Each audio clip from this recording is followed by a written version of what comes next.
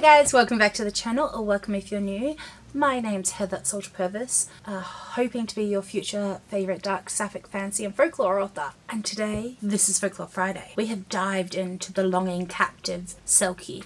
We have even gone to the monstrous and predatory creatures of the Kelpie, up to Orkney, to do the Neclavine. So we're going to jump across now to the Emerald Isle, where a creature sits between both, that it could be captive and longing, but also is predatory. So the Merrow, Ireland's own mermaid, except calling it a mermaid does it a great disservice. Or does it? Let's dive on in. So picture it, west coast of Ireland, the wild Atlantic sea thrashing before it had a name, cliffs dropping and crumbling straight into the churning sea, fishing villages were everywhere, families lost at sea. This is the Merrows country, and the sea always felt inhabited. Merrow comes from the Merrow Irish Gaelic, sea people, not a sea creature, but a sea person. That in and of itself has a distinction. So what is a Merrow? It's Ireland's native mermaid figure, but older, stranger, and more specific than the word mermaid suggests. Female Merrows are beautiful with green hair and pale skin, dark eyes, gentle and curious about the often described as melancholic. Well, the male Merrows, here's where it gets interesting, are ugly green teeth with green hair, pig face snouts,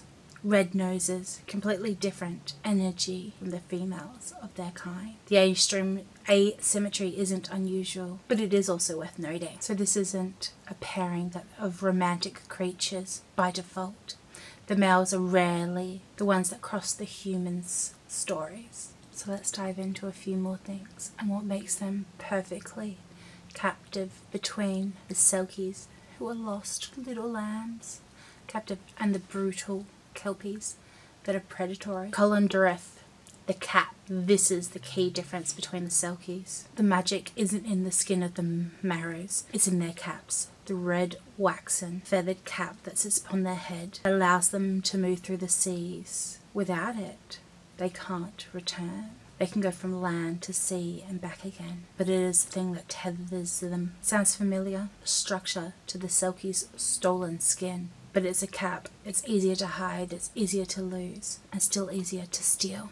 The fisherman finds a beautiful woman on the rocks, confused and distressed, searching for something, and he finds a cap, red and waxen feathers, nearby, and he hides it. He will become the wife, gentle, loving, always watching the shore. You've heard this before, but one day she finds her cap, maybe years later, maybe even decades, and she leaves.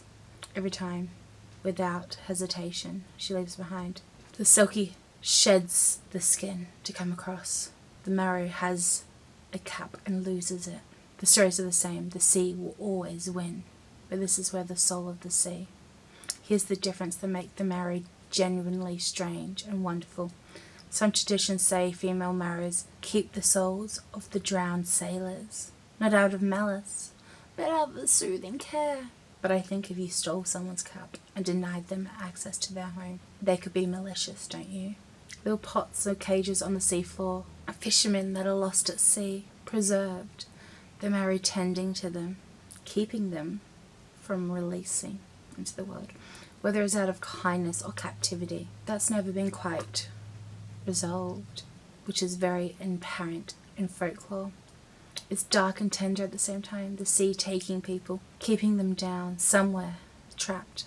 So the omens and the interactions. Spotting the Merrow, in and of itself, is not always bad, but it's always a significant moment. The Merrow seen near the shore might often mean that a storm is coming. They've known to be surfacing just before the weather turns.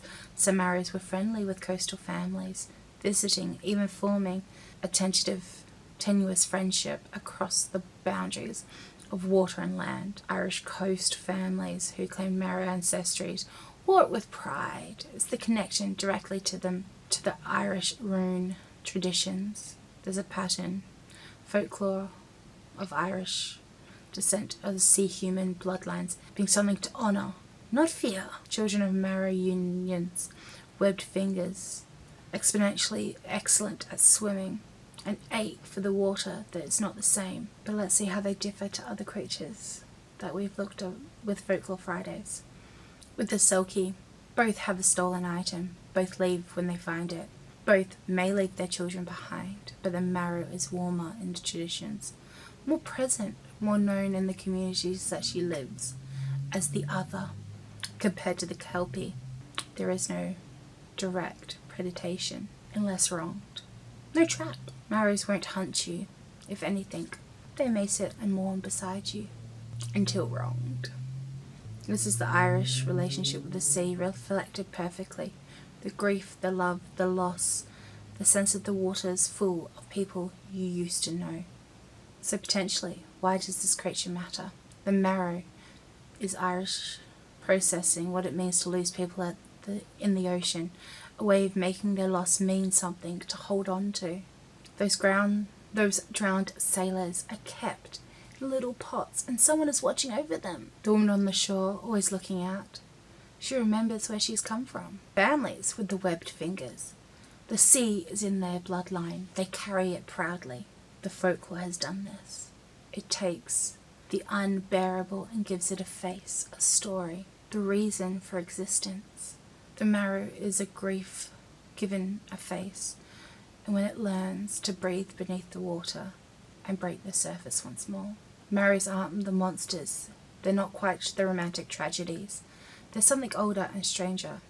A creature, a human, a sea person that straddles both worlds, but claims neither. So, are you interested in more?